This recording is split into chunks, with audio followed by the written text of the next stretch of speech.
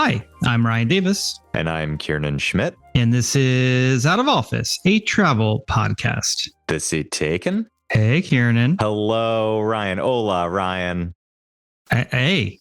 Do you find that your brain is starting to ever think in Spanish? Do you ever dream in Spanish? No. No, the reason I ask is because I took many, many years of Spanish, and one of my best Spanish teachers said, the first time you dream in Spanish, that means you're crossing the Rio. You are in Spanish land.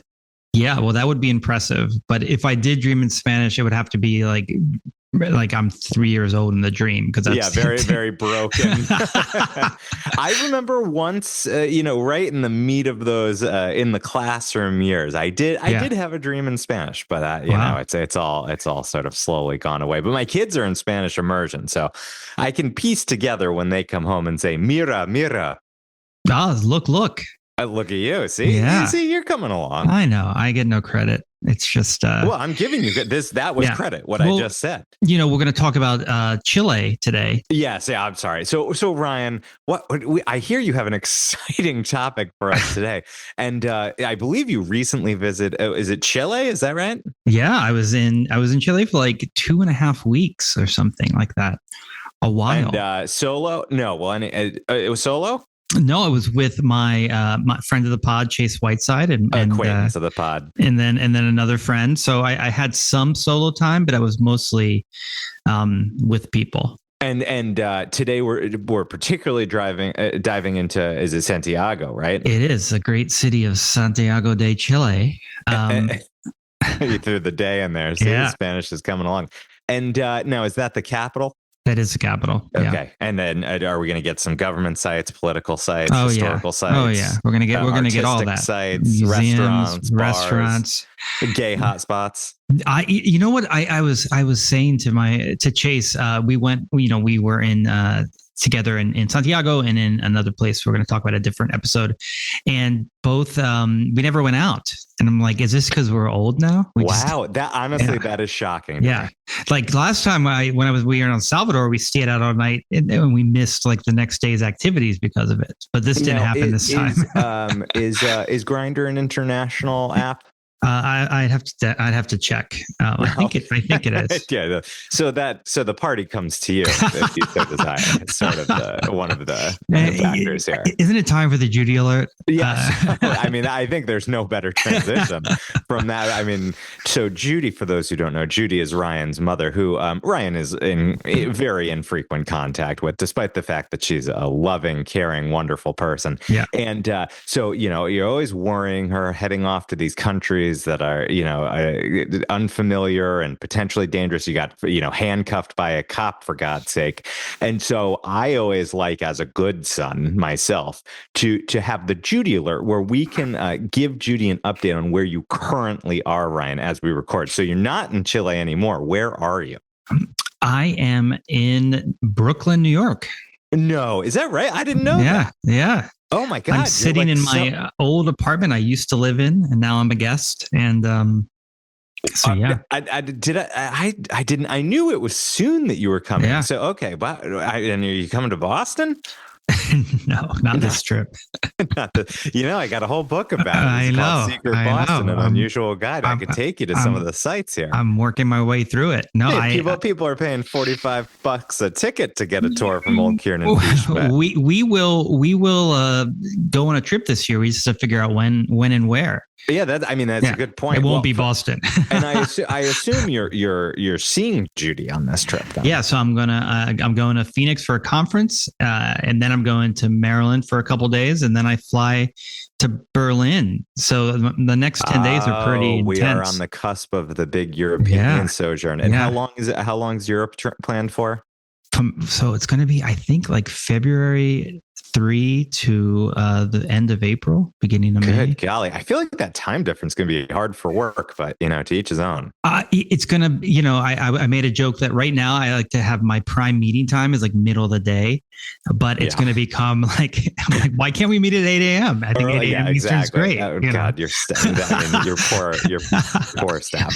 Now, Ryan, I feel like this is a very Ryan-centric episode because we also have a story where one of our previous shows and an interview that you booked for us has gotten, I mean, it's, there's ABC, there's CBS, there's NBC, there's Time Magazine, and there's Newsweek. And Newsweek. You were quoted in a recent Newsweek article.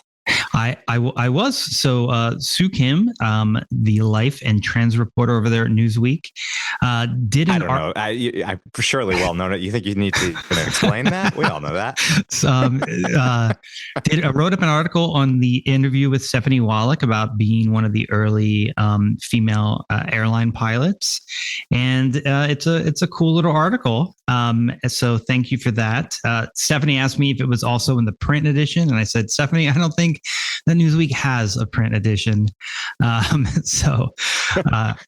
Wait, why would she be asking you? Because I texted it to her. I said, Stephanie, check this out. Was she not in direct contact? No, they reached out to me, but they didn't reach out to Stephanie. So I just gave Stephanie Sue's email. And you gave some really nice quotes in there. I want to compliment you on that. Now, I noticed some of the syntax and the vocabulary. It didn't sound exactly like you. I think you underestimate how, my press voice is very professional.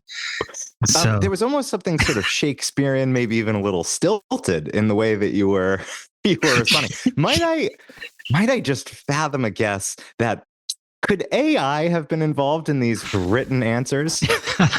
For example, let me read a direct quote from the article. I had long known Stephanie's story through my longtime friendship with her son, Tommy. Now, I feel like you probably would have said, yeah, I knew her son, Tommy, for a long time. But I had long known. Now, were you wearing an ascot while you were typing? I don't remember giving that quote. But I'm sure that I did. Known. Yeah, well, that's very funny. Had long known, and now this is just going to bring a whole new audience out of office. So congratulations, and this interview did get a lot of good feedback. So if you haven't heard it, we should drop it in the show notes. Yeah, we'll drop it in the show notes. So thank you, Stephanie, for coming on, and thank you, Sue, for the shout out. And two quick pieces of housekeeping before we have a pretty big episode here. I wanted to give a thank you to Traveling Mary, who gave us a 5-star review on Apple and said that she finds the podcast to be really interesting as a traveler and a history lover. So, I always like when we get a shout out for sometimes how history nerdy you and I get. I said that you and I are sort of like the American version of those guys from that history podcast. Yeah, you're loving that podcast now. You're more familiar than I am, but hearing that there could be more of us out there, I'm going to listen. Yeah, if I'm not mistaken, you're listening up in preparation for your Europe trip, right? Yeah, I was listening. I'm going to Warsaw, so I was listening to "The Rest Is History" is the name of the podcast, and they have a new series out on Hitler's invasion of Poland, and I'm going to Poland, so I thought it would be a timely listen. And one other thing, Kieran, I have started a Substack about digital marketing. So if anyone here also, when you say housekeeping, I assume you mean housekeeping for our podcast. Now you're just giving people your unrelated marketing Substack here. I think people will enjoy it. Should I be plugging my restaurant Clover's Veggie Monster email that we put out every Friday with tips and tricks? I think Clover. I think Clover make with delicious vegetables. I think Clover has gotten plenty of airtime on this podcast. Certainly more than Kamala did. Ryan's got a Substack, and now you're gonna brag that Dan Pfeiffer of Crooked Media started following you. He does. Friend of the sub, and he's got a big Substack himself. Much bigger than mine. Yeah, the message box. Yes, far bigger. Yeah. So if you're a good get. Thank you. If you're in digital marketing, check out the link in the show notes. Well, first, if you're in digital marketing, God help you. But it also, if you check out the show, what's it called, Ryan? This Month in Digital. I'm sorry. Can you? I just woke up. Can you say the title again? The Month in Digital. It's really very on the nose. Thank you. It's very SEOable. But I think it's time to go away from housekeeping and go down to Chile. I think it's time to take off. Tell the cabin crew. Flight attendants, prepare for takeoff, please.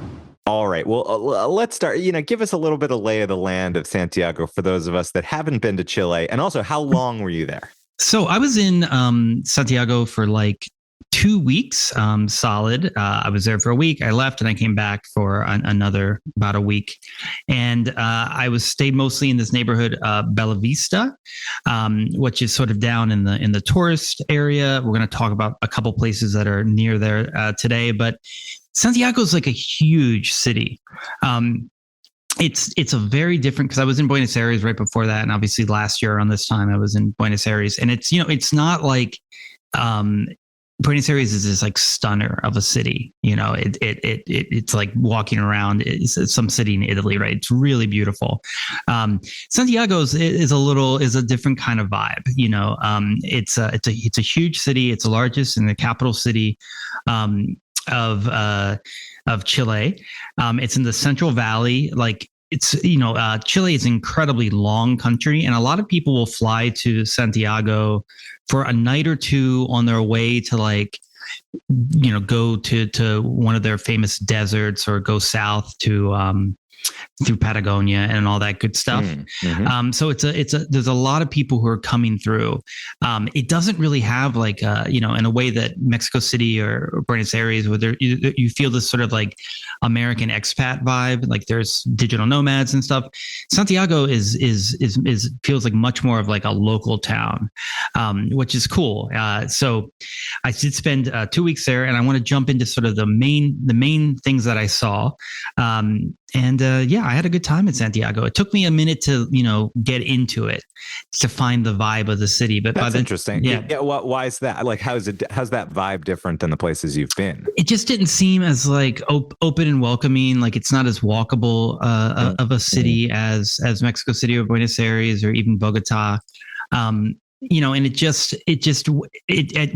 went during like the peak hot summer, so it's also like really hot out, which was shocking, because it was like 90 degrees outside and like really sunny. And I was coming from Bogota, where it was like 70. So it just took me a while to kind of get comfortable with the city. But by the end, I felt much more like I knew where I was going. I had little neighborhoods and haunts, and so yeah. And given that it's not super walkable, were you mostly Ubering around? Can you use Uber there? Yeah, there's a lot of Uber there.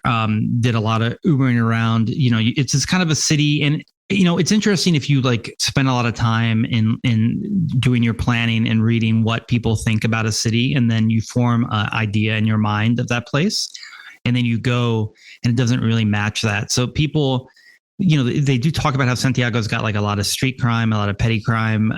It's like a city like Lima, where you really have to not, don't walk around at night, don't walk out with your cell phone out. Like, they tell you this like a lot. Even like the hotel, when we checked in, they were just like, don't have your phone out on the street at all, and stuff like that. But for the most part, we felt really good in Santiago. We stayed in the neighborhoods that you can walk in, and then we Ubered everywhere else. So I'll definitely let people know if this is a walkable place or if it's like an Uber place when we talk about some of these. Sure. Mm-hmm. All right. Well, jumping into sort of the big the highlight, I think, of the trip from like an outdoors perspective was the Metropolitan Park. And that is sort of right there in the center of the city in Bella Vista, this neighborhood that I stayed in. You can totally walk around the park. There's a lot of shopping and restaurants, and that area is all very cool. Even during the day, it's super busy. Now, this park is massive, and it's basically up a hill, San Cristobal Hill, and it's really like a mountain. So the way you get up there, you can walk, you can hike, you can do all that. But I went up on a funicular, and I know you're a big fan of funiculars. My God! I mean, this is going back to the podcast's earliest days when I was saying that we were definitely going to have an episode that are the best funiculars in the world. I love funiculars. I think they're such a fun invention. I like when one side's going down, the other has to go up because the counterweight, the engineering is very interesting. How big of a funicular are we talking here? This held about 20 people. and it went. They had one going up and one going down at the same time, and so of course that's key to the funicular. There was a line. The line was, it wasn't that bad. I thought you had to pay in cash, but we live in a modern time, so I could just tap to pay. So it was actually super easy, and it takes you up to the very top of this mountain for these extraordinary views of the city, like 360 views of Santiago. And then over top of that area, if you walk up a little higher, you go into the sanctuary where they've got this epic statue of the Virgin Mary. A funicular ride followed by the Virgin Mary. I mean, this is Kieran's heaven on earth. I have to ask, in your Europe trip, are you going to Zagreb by any chance? I don't think so. Not this trip. Shortest funicular in the world. One of my favorites. I don't want to spoil the future funicular episode. What do you say, Ryan? Can we make a resolution that 2025 we get a full funicular episode that we've been promising for 6 years? I think we do funicular episode. Absolutely. We're going to do it. Yeah. I mean, finally, this is going to be the one that breaks through. Maybe we could even, I don't want to tempt fate, but do you think we could even get Newsweek to cover it? I can email Sue. I'll let her know. Hold on. Let me get ChatGPT to write a quick pitch for our funicular episode here.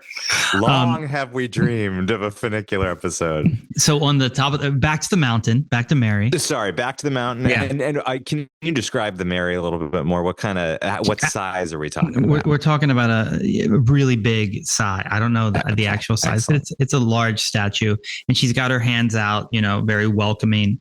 And this was a gift that they got in 1908. And when Pope John Paul II did his big tour of Latin America and Chile in 1987, he actually did a mass right there at the sanctuary. So on top of the hill, there's just a lot of things to look at besides the Mary.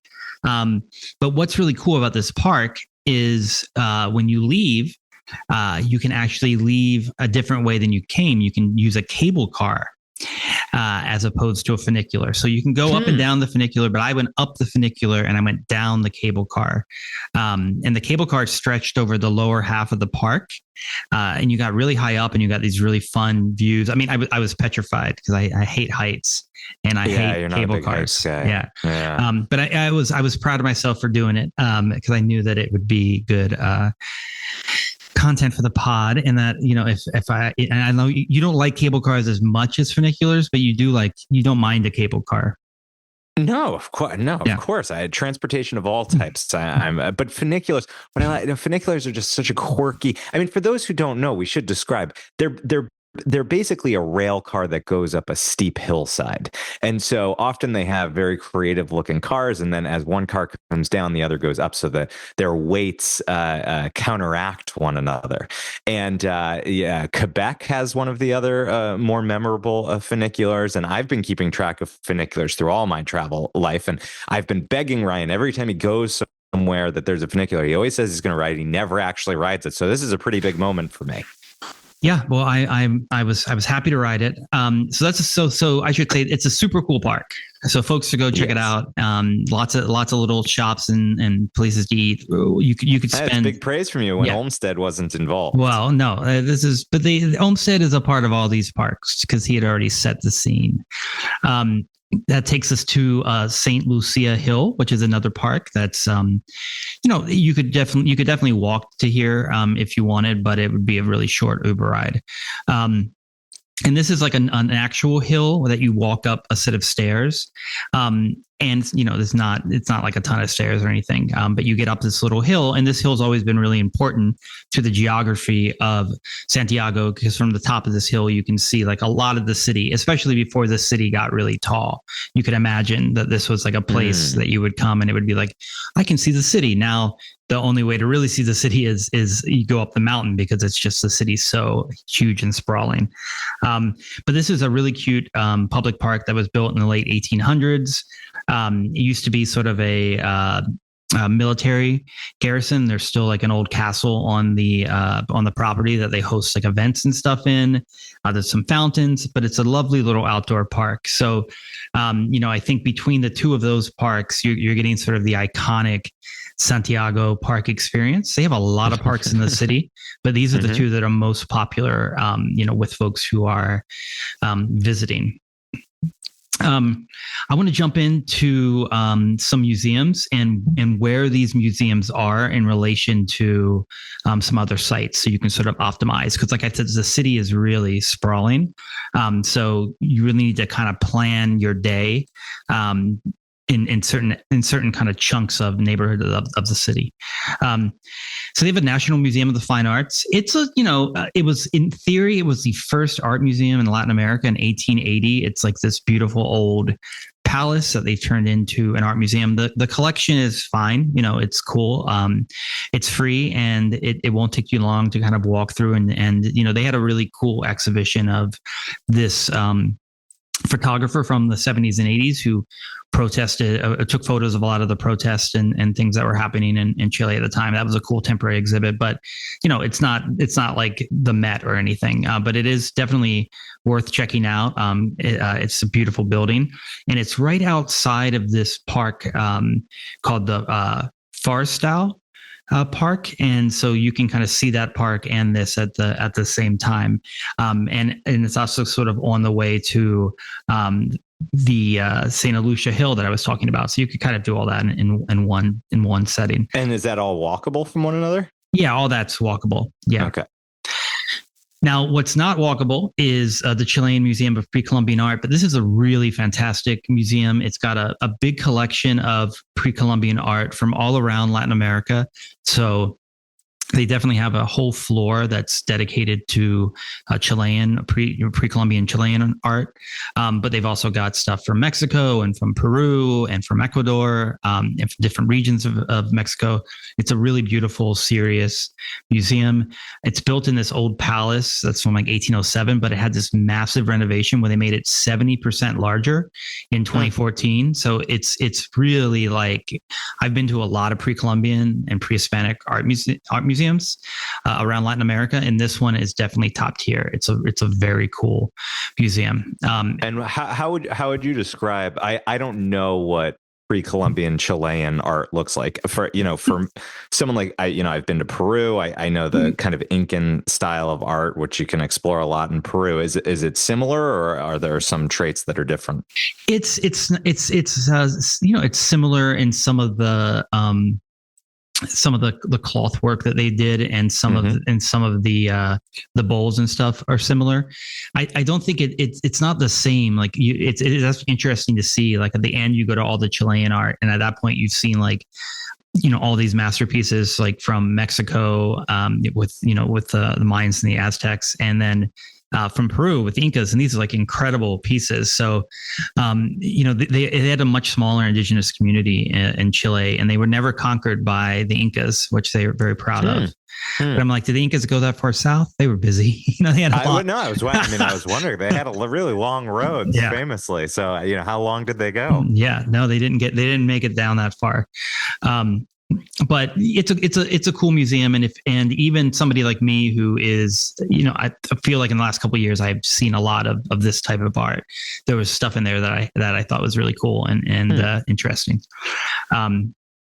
So that's definitely something you want to see, and that's near the Plaza de Armas de Santiago, which is like one of the big squares. There's like the post office is there, and a couple other old, beautiful kind of colonial buildings. That's sort of where the colonial center is. The city it's an old city, and it's been through a lot of changes, and so the architecture and everything is really all over the map. Like you'll see a beautiful building somewhere sort of randomly, and then it'll be next to like a Soviet style, like fascist apartment building.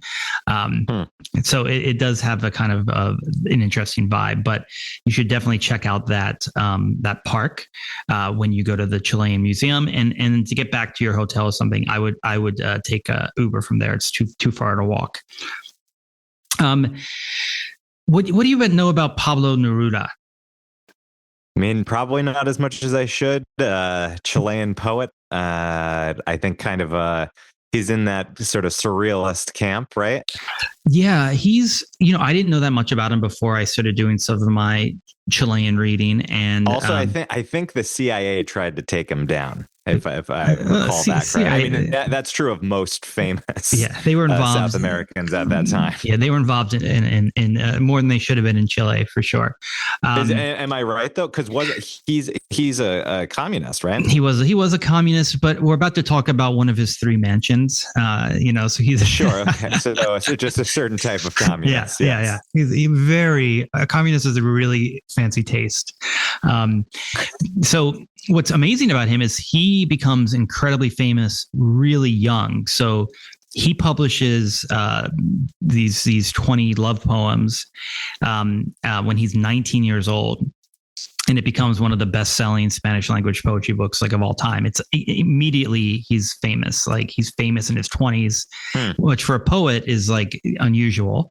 And he's so famous. He's doing tours where he's filling up stadiums of 20, 30,000 people, and he's reading poetry to audiences of 20. So he's famous in a way that's hard. I can't imagine an author who has that kind of social cachet these days.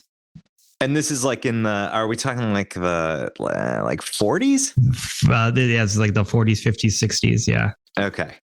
Yeah. I mean, there wasn't as much TV back then. No TikTok. Yeah. So he had a bunch of wives and a bunch of houses. He has 3 houses you can tour in Chile. I toured 2 of them. One of them is in Santiago. Reason to go back. Where's you got to get back to that third. I would love to. That's in the mountains. It's hard to get to. I loved these houses, and they all, they definitely fall into a historic house category that you and I would appreciate. So the name of the house is La Chascona. Mm-hmm. That's right. Which is a nickname for the girlfriend, Mathilde, who he bought the house for, who became his 3rd wife. It was his secret lover at the time. So in 1953, he's walking around the neighborhood. He's near that big park we were talking about. And he says, let's get a place. And so they buy some land and they build this house in 1953. The house. What does Chascona mean? I've never heard anything like that. It means tangled hair, which was a nickname of his lover at the time. Oh, okay. Yeah. All right. Isn't that nice? Yeah, it's beautiful. I mean, I got a curly hair. You can call me that if you want. So he has the house designed to match the layout of the land, and so he loved the sea, and so the dining room, when you walk into it, it feels like you're eating in a ship's cabin. It's very narrow, and the table's very narrow. And he had this theory that if people, had to sit up and eat close to the table, they would talk more and interact more. So he didn't want a big table. He wanted to be able to host a bunch of people and have them be very sort of tight around the table, so that he's facilitating this conversation. You can imagine the people he was hosting at the time, he was friends with Frida and Diego. In fact, Diego has painted a portrait of his lover that has 2 faces. And the idea is the public face and the face that only Pablo gets to see. So that's in the house. So they're hanging out with pretty cool people, in this time in Latin America. And it's a very cool house. Some other sort of cool things are he's built he always, in his houses, he has a bar that is there right when you walk in. He used to love to make drinks for people. He used to love to host, and so he always had a bar. And so there's a bar, and then you go from the bar into the dining room. So it's like you're walking in the ship, and you get into the dining room, and then he can go out through the secret door and then make an entrance, basically from the kitchen from the upstairs in this hidden door. So he was very playful about how everything is designed. This sounds great. I love every piece of this. Yeah. I feel like if I had the wealth like what you're describing he had young, God, my house would just be really wacky. It's his other house, which we'll talk about, and it is also very wacky. He was very playful. He loved to collect things. So wherever he traveled, he would buy, just the an Italian plate with like a weird image on it, or like he went to a carnival and he bought the one of the horses right off of the what do you call that thing? A carousel? Yeah. Oh, sure. Yeah. So he was like a big believer. Like a merry-go-round. Yeah, merry-go-round. He was a Carousel big too. Yeah, he was a big believer in souvenirs, and so his houses are packed with souvenirs. The 3 Ps, but then you threw that the horse isn't too portable, so it doesn't check all the boxes. He would very evocative though. Yeah, and he also had a huge. I've never considered maybe the strength of one P can be offset by another P, so it's not very portable, but it's very potent. Yeah, this is something maybe for a future episode. Yeah, I mean, he wasn't very conservative with his money. He liked to spend. He spent a lot of money. He had a lot of parties, had a lot of dinner parties. So the house really has that vibe. So fast forward to 1973, and the house is damaged during the coup. The coup, basically there's a fascist coup in 1973. This guy Pinochet takes over the country by force. It's unlike the coup we talked about in Argentina, where it is not a bloodless coup. It's he's basically firing tanks at the palace, and the palace had to be repaired. So it was a serious, crazy sort of situation, and that happens in the 70s. Pablo's really outspoken, and sort of goes into exile for a while, and they screw up the house. Do you know where he went into exile? He went into exile, I believe, in Italy. I mean, he had friends all over the world, so it wasn't like Pablo was in pretty good shape when that happened. But he does go into exile, and then he comes back later on in his life. So that's the house. Super cool. People should. To me, it's like a must see, because it's like Chile's most famous, basically their most famous artist, and it gives so much personality. It's so much history, and I think it's a really unique place. And I was just smiling the whole time at how much fun it was. Should let people with tangled hair get in for free. That's like the Isabella Stewart Gardner Museum. If your name's Isabella, they'll let you in for free. Is that true? Yeah. Wow. Sure. I want to read that book. That's a recently published biography. And then moving to something completely different. This is the Museum of Memory and Human Rights. This opened in 2010, so it's relatively new. It's a really nice, modern museum that is dedicated to the victims of human rights violation during the military dictatorship, which ran from 1973 to 1990. It was a long-running dictatorship by General Pinochet. Really, you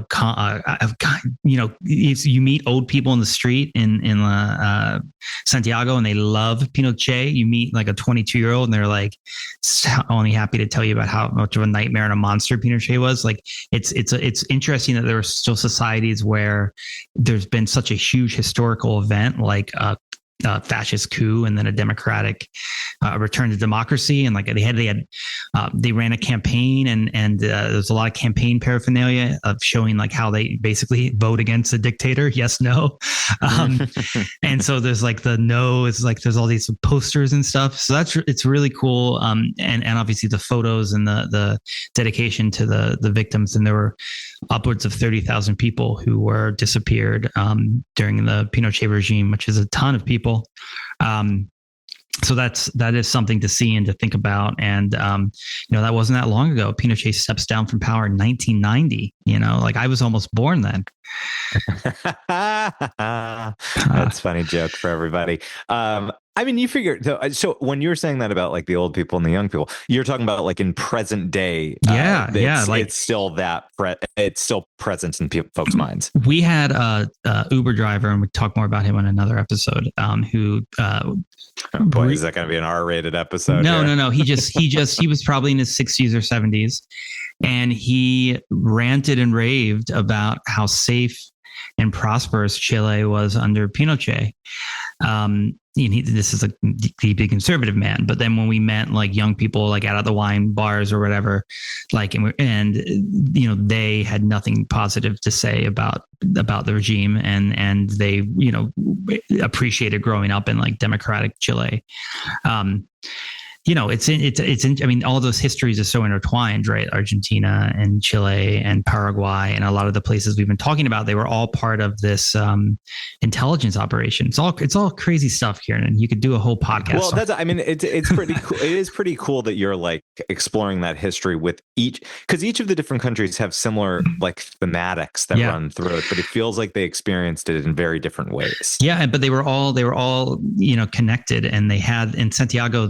Pinochet had this meeting where basically representatives of Paraguay, Uruguay, Argentina, and Brazil all come and they sign this intelligence compact. And so they're like sharing. And so it's a really wild story. I read a really interesting book on it that I'll link in the show notes called The Condor Years. But it's not, the U.S. is complicated. We've had a complicated history of things we've endorsed, Yeah. Well, I feel like that's also the background to a lot of the this more recent South American history. Yeah, definitely. But a couple other things to see while you're in town after you hit up the museums and those parks. The palace, the presidential palace, definitely worth seeing. Like I said, it was really injured, suffered a lot of destruction. During the coup, they actually fired on it, and it's the actual palace where the democratically elected president Allende killed himself as the rebel troops were storming the palace. So just really shocking stuff that happened there in the 70s, and so they have they've taken down like some of the it no longer has like the statues of Pinochet and stuff. They've had that cultural reckoning in the 90s and the 10s. But anyway, it's definitely worth seeing. And underneath it is this massive new cultural center that reminded me a lot of like a Bloomberg enterprise. Like there's like a coffee shop, and there's a bookstore, and there's a performance space. So it's kind of like Lincoln Center kind of vibes. But certainly kind of worth exploring and seeing like, how they've taken this palace, which has been around forever, and now built this thing underneath where they host community events. And I thought that was nice. And then one more neighborhood to check out before we start talking about food. And I have quite a bit to say about food. Barrio Italia is a super cool little neighborhood. It's about 3 streets. It takes about 2 or 3 hours to walk all around the neighborhood, full of little shops, little artisan markets, cafes, restaurants. It's a super cute atmosphere, very pedestrian and tourist friendly, and is a great place to go looking for souvenirs and just to kill an afternoon, have a coffee and sort of just see. Did they have a great amount of Italian immigrants that live there? Why is it called that? They definitely had some Italian immigrants that lived there. Same with Argentina, right? Like there was a lot of Italian immigration down there. But yeah, I think there are you feel some Italian cultural influence, not nearly as much as like you do in Buenos Aires. So, okay. But definitely something I recommend people to see. So those are sort of the main things to see. It's quite a bit. And, I think you could do like the greatest hits in like a long weekend if you were, but I would definitely advocate staying in Santiago for an extra night. Don't just do one night in one day. There's so much to see, even if you're not interested in the history aspects of it. The art aspects are really strong, and the food scene is quite good. So I'm going to jump into some of that now. So the first place I want to talk about is Peumayén Ancestral Food, Peumayén, and this is it's a really beautiful restaurant. It's got a great outdoor space, and it's dedicated to serving super local food that is inspired by the indigenous people and the history of Chile. So it's all It's really gorgeously plated. They have a tasty menu, but I wasn't hungry enough to do that. So I ordered a la carte. I see. You got to cut back on that Ozempic, man. I told you that was going to mess with your tourism consumption. This is bad. So, but they do have an a la carte menu. And we ordered everything that we wanted, and we weren't that hungry. And then they brought us this like complimentary bread plate that was so obscene. It was like 9 different breads. I was like, God, if I'd known they were going to bring this, I might not have ordered anything. But the bread plate is really good, and it's all these different grains that are local to the region and different preparations. And so when you're ordering, save room for that bread plate. And they also have a fun pisco tasting. So, Peru, obviously, they're very proud of their pisco. Chile also has a large local pisco growing operation. They make a lot of pisco along with obviously a lot of red wine. So this particular restaurant has a really cool pisco tasting, and I got to try a pisco that was aged in a French oak, which I've never had before. So it was really dark, like a richer pisco. Usually it's a little clearer. Yeah. So that was quite cool. So that's a fancy restaurant. If you're looking for a really nice night out on the town, that's definitely recommended. I'm going to talk about Boragó next. Boragó is their most famous restaurant. It's in the fancy neighborhood. It takes like 45 minutes to get there from Uber. If you're staying in like sort of the downtown Bella Vista area. And this is real fine dining. It's like a 20-course menu, a lot of seafood because Chile has a massive coast, and so they have a lot of fresh seafood. Yeah, I feel like it's mostly coast. Yeah, I ate. There were some barnacle-based dishes that were quite interesting. I've never eaten barnacle. I think it was my first time eating barnacle as well. Talk about stick to your ribs. But it was a kind of place where before each dish, they bring out like a full version of the ingredient to show you what it looks like. And then they bring out the dish. So, super thoughtful, really beautiful space, serious reservation like this. We based like our entire Santiago time about getting this reservation because it was the place we knew we wanted to eat at the most. And a shout out to the chef, Rodolfo Guzman, who works with a lot of really, really small, tiny producers all around the country. And he works with foragers. So you're going to get food that is literally foraged from the furthest reaches of Patagonia to the Atacama Desert. So, reaching all the way south, all the way north. So definitely. And did it live up to this hype completely? I mean, you're selling it very well. I think it was great. I really liked it. Did you get your Ozempic portioning? We did that on so that you could nail it. Yeah, I did. We had no problem with this because I did it on a Friday night where my Ozempic is beginning to wane in power. Interesting. Okay. Yeah. Wow. I mean, talk about the added complexity. I feel like traveling with those whilst on Ozempic. We'll do an episode. Yeah, great. Yeah. I'll get somebody else on to really be an expert. So those are the 2 fancy places. I got a couple more ones I want to give a shout out to. The first one is called Bocanáriz. This is a wine bar that also has small bites, and folks should definitely check this out. They've got really good tastings of Chilean wine, so you can try different wines from specific regions or different grapes from different regions, and they have a bunch of different kind of like ways that you can pair it, and they'll tell you all about it, and it's a really great way to get to experience a lot of the Chilean wine.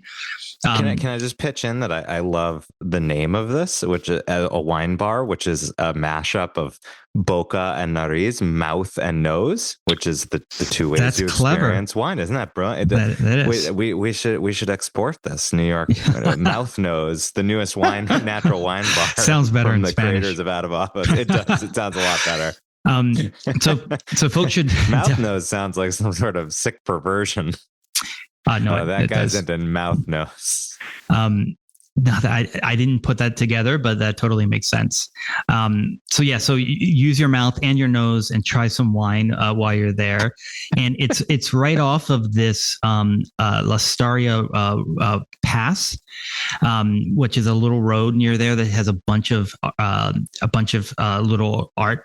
Folks selling art and jewelry and everything. And I think that's actually the coolest souvenir street in the city. And it's really compact. And it's where I ended up buying a couple things this time around. So you could have a glass of wine and hit up that little market while you're there. And that's also by the Singular Santiago, which has this fantastic rooftop bar. They've got really good pisco drinks, and their empanadas are awesome, believe it or not. It's a really fancy hotel, but the rooftop bar available to everybody. So go there during the day, get a view of the city, have a drink, and you can also hit up that pass with all the artists, which is right next to it. And then one more place is in Bella Vista, and it's Sanguchería, Ciudad, Vieja. A little bumpy, Ryan, but you got there. I think I got in the show notes. Yeah, put in the show notes. This is a classic Chilean restaurant. Really good sandwiches if you're into,